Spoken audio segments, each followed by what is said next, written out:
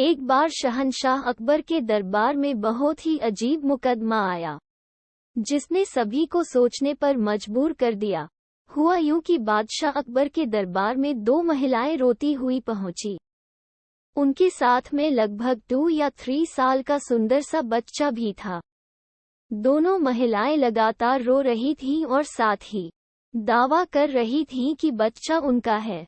अब समस्या ये थी कि दोनों शहर के बाहर रहती थीं, जिस कारण उन्हें कोई नहीं जाता था। इसलिए ये बताना मुश्किल था कि उस नन्हे से बच्चे की असली माँ कौन है। अब अकबर बादशाह के सामने मुसीबत आ गई कि न्याय कैसे करें और बच्चा किसको दें। इस बारे में उन्होंने एक एक करके सभी दरबारियों की राय ली, लेकिन कोई भी इस गुत्थी को नहीं सुलझा सका और तभी बीरबल दरबार में पहुंच गए। बीरबल को देखकर बादशाह अकबर की आंखों में मानो चमक आ गई हो। बीरबल के आते ही अकबर ने इस समस्या के बारे में उन्हें बताया। अकबर ने बीरबल से कहा कि अब तुम ही इस समस्या का समाधान करो।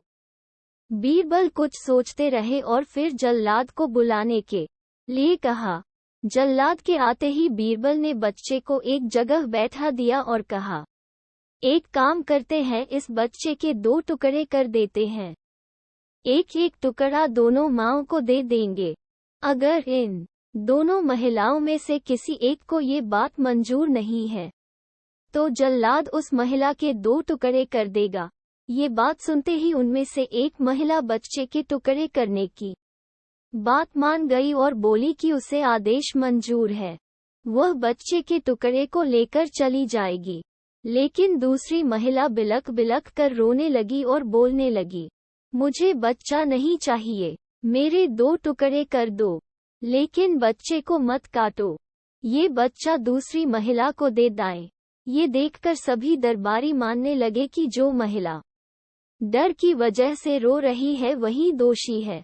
लेकिन तभी बीरबल ने कहा कि जो महिला बच्चे के टुकड़े करने के लिए तैयार है उसे कैद कर लो, वही मुजरिम है। इस बात को सुनकर वह महिला रोने लगी और माफी मांगने लगी, लेकिन बादशाह अकबर ने उसे जेल में डलवा दिया। बाद में अकबर ने बीरबल से पूछा कि तुमको कैसे पता चला कि असली माँ कौन है? तब बीरबल ने मुस्कुराते हुए कहा, महाराज, माँ सारी मुसीबतों को अपने सिर पर ले लेती है, लेकिन बच्चे पर आंच भी नहीं आने देती, और यही हुआ। इससे पता चल गया कि असली माँ वह है जो खुद के टुकड़े करवाने के लिए तैयार है, लेकिन बच्चे के नहीं। बीरबल की बात सुनकर बादशाह अकबर एक बार फिर बीरबल की बुद्धि के कायल हो गए। हमें कभी भी किसी दूसरे की चीज पर अपना हक नहीं जताना चाहिए। साथ ही हमेशा सच्चाई की ही जीत होती है और समझदारी से काम लेने पर हर समस्या का हल निकल आता है।